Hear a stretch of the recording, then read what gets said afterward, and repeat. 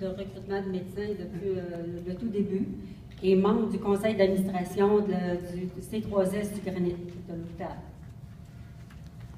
Nous avons à cœur la santé et la sécurité des gens, c'est ce qui nous motive dans notre initiative de recrutement de médecins.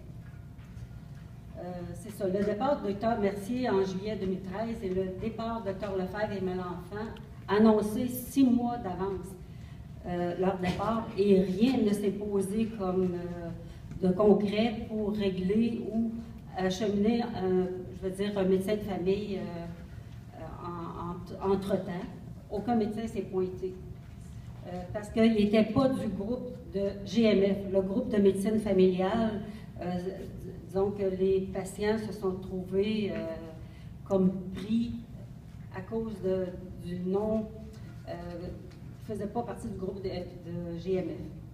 Les dossiers des patients se sont retrouvés au Collège des médecins et pour y avoir accès, les clients devaient payer 75 $ à chaque fois qu'ils devaient avoir accès. Ce qui fait très onéreux, et puis même aussi c'était la difficulté d'y accéder. Le départ de ces 3 médecins a apporté beaucoup d'insécurité, d'angoisse et un manque total de compréhension. Dans la majorité des cas, les patients qui font une démarche pour avoir un nouveau médecin de famille se font refuser car les médecins restants ont déjà une grosse clientèle à desservir. Devant l'urgence de la situation, la venue de nouveaux médecins dans le nord du MRC doit faire partie de la solution. Les patients doivent être référés à l'urgence afin de rencontrer un médecin pour un renouvellement de prescription, lire un résultat ou traiter d'un problème qui ne motive pas une visite à l'urgence, souvent bondée. C'est 15 à 20 heures des fois d'attente pour des bébés nouveau-nés ou des personnes âgées, ce qui n'est pas acceptable. J'ai dû aider, en connaissant le milieu de la santé, des personnes malades en détresse à se procurer un médecin de famille avec des diagnostics souvent de 2 et 3 cancers pour la même personne. La personne avait besoin de narcotiques qui étaient prescrits et suivis mensuellement. Elle devait se rendre à l'urgence ou se faire dépanner par d'autres médecins ici de la municipalité. Et une autre personne à qui j'ai aidé à accéder à un médecin de famille, il avait subi un cancer du côlon, il y avait eu une grosse résection, et puis il n'avait pas eu aucun suivi médical depuis 1 an. Et puis son état de santé était en nette détérioration. Bravo, ces 2 personnes-là ont réussi à avoir un médecin de famille, mais il a fallu se battre et débattre.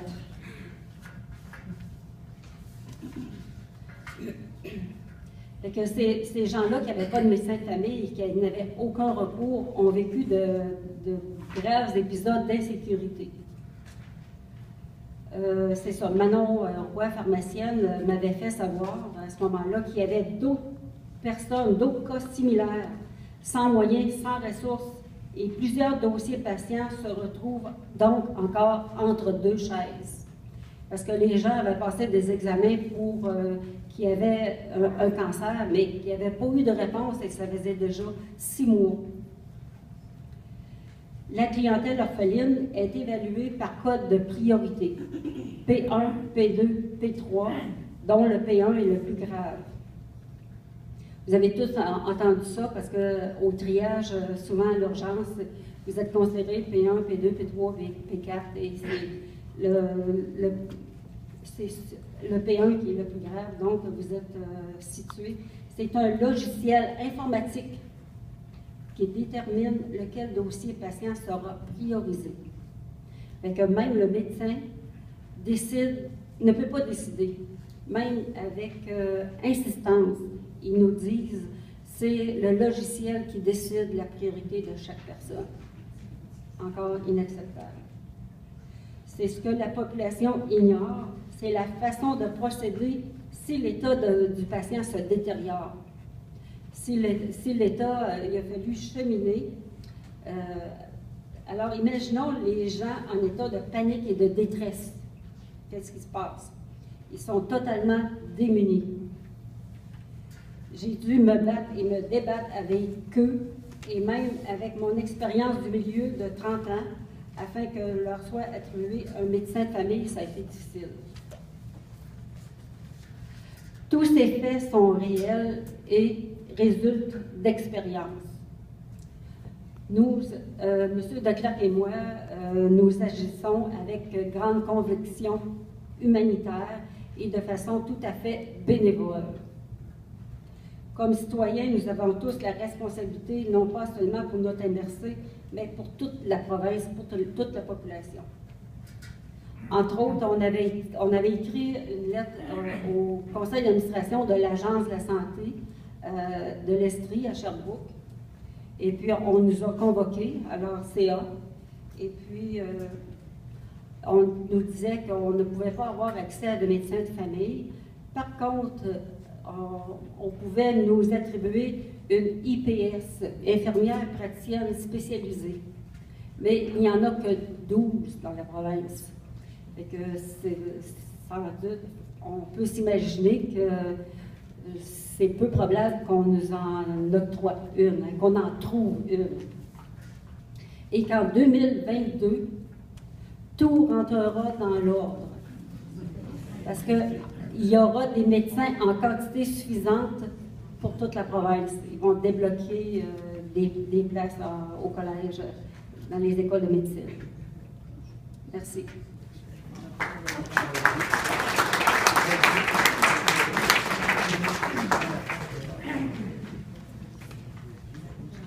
Bon, pour ce qui...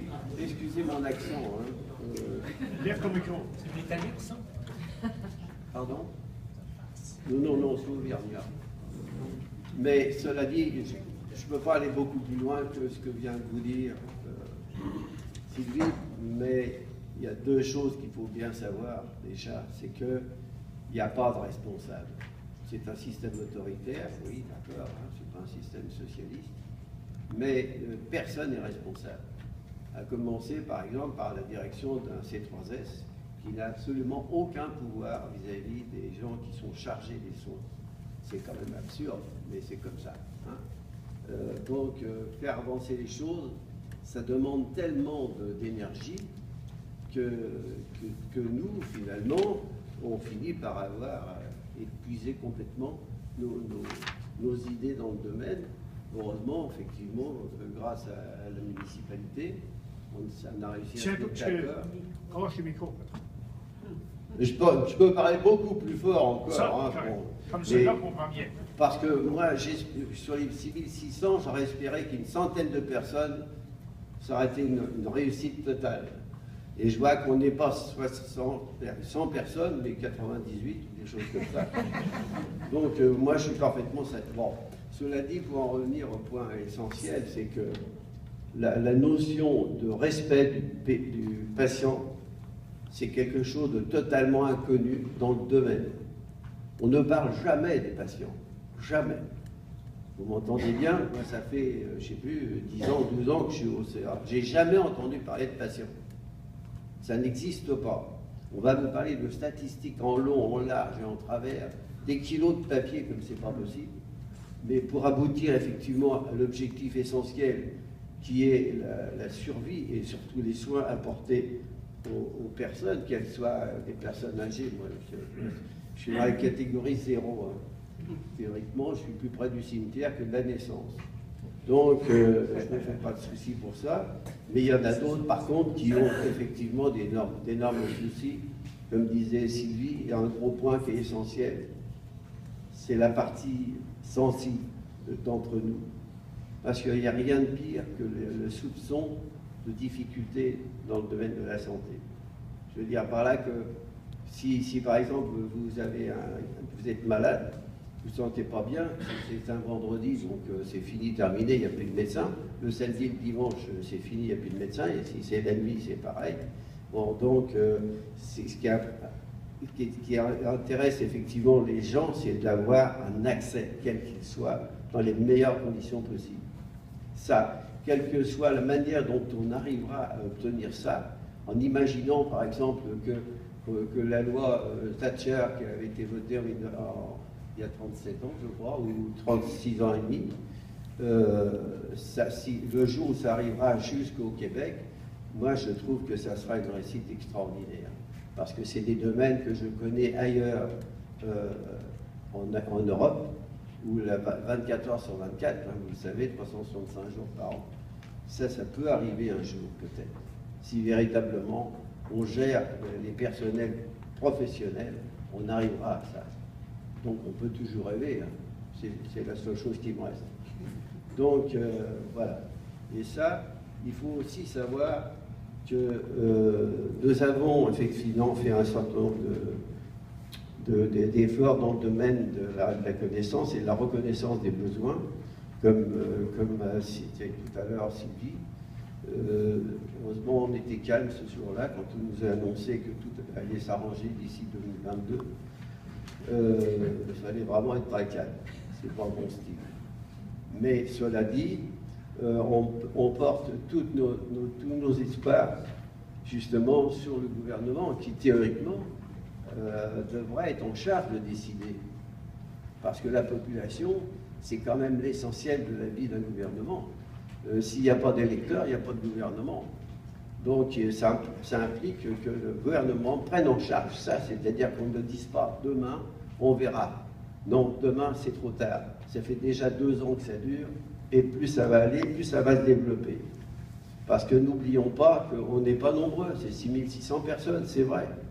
Mais la moyenne provinciale, à un demi près, c'est 1000 clients par médecin de famille. Bon, si on a un médecin pour 6600, ça ne peut pas coller. Donc je ne demande pas qu'on ait effectivement un médecin pour 1000, mais au moins un médecin pour 2000, ça serait merveilleux. Et puis aussi, redynamiser notre CLSC qui est abandonné depuis des années maintenant. Alors que ça serait vraiment indispensable, ne serait-ce que justement comme point d'ancrage pour un malaise, pour un problème important avec un enfant, avec un bébé dont j'ai connu la dernière fois, un bébé qui avait de la fièvre, qui avait tout vite, hein, qui en a passé des heures aux urgences simplement. Alors c'est insupportable. Un petit vieux comme moi qui est plus près du cimetière du Vrai, je m'en ai rien à foutre, mais des bébés, vous vous rendez compte, c'est pas supportable. Il faut absolument qu'on fasse quelque chose, qui que ce soit qui décide de faire quelque chose, il faut le faire. Et on n'abandonnera pas. Comme j'ai dit un jour au CA, j'ai dit, je ne démissionnerai jamais. Je ne démissionnerai jamais. Je n'abandonnerai jamais tant qu'on n'aura pas résolu ce problème. Alors, moi, je me propose, si d'aventure, dans l'année qui vient, il ne se passe rien, j'ai suffisamment de relations à l'OMS pour essayer d'avoir des médecins sans frontières.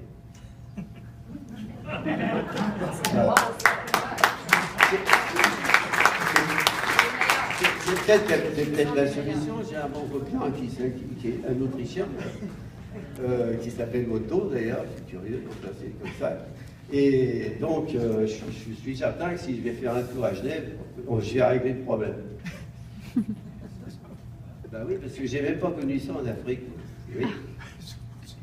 Enfin bon, voilà, j'avais pas d'autre chose à dire, sinon ça durait beaucoup trop de temps. Mais ce que je souhaite, monsieur le député, c'est que monsieur Barrette prenne un jour une décision. Parce que moi, on m'a envoyé d'un but à l'autre. Ça a duré des mois. Hein. Et puis le dernier en date, c'était monsieur Francis Bégin, par exemple. Et j'en suis à ma 34e communication téléphonique avec ce monsieur. Enfin, pas avec lui, évidemment, avec son secrétaire, qui doit me rappeler prochainement. Ça fait 4 mois, mais ça ne va pas tarder, je pense. Voilà. Donc, comme quoi, on prend vraiment la population pour des abrutis qui sont incapables de réagir. Ça, c'est une erreur, et on le prouve aujourd'hui, et vous le prouvez tous, avec ce que vous allez faire en signant la pétition. C'est au moins quelque chose qui est essentiel. Il faut absolument que tout le monde signe, pas plusieurs fois, ce ne serait pas sérieux, mais que tout le monde signe la pétition, et que cette pétition soit suivie de près par tous ceux qui ont en charge, enfin qui ont pris la charge